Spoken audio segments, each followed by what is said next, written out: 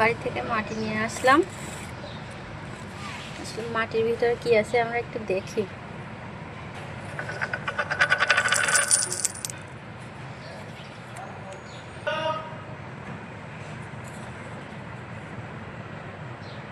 মাটির ভিতরে ডিম পেলাম।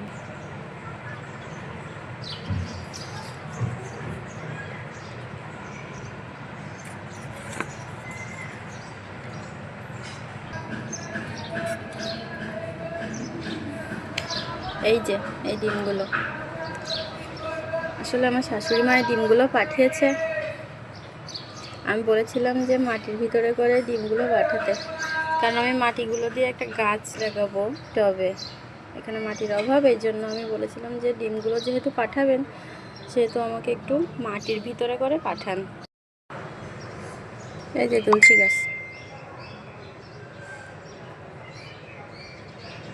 আমার এখানে তুলসী গাছ নাই, আর তুলসী গাছ যেহেতু অনেক উপকারী এর জন্য আমি তুলসী গাছটা আজকে লাগালাম।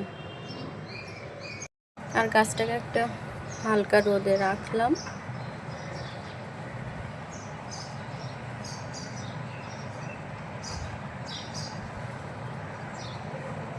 আশা করি গাছটা বেঁচে যাবে।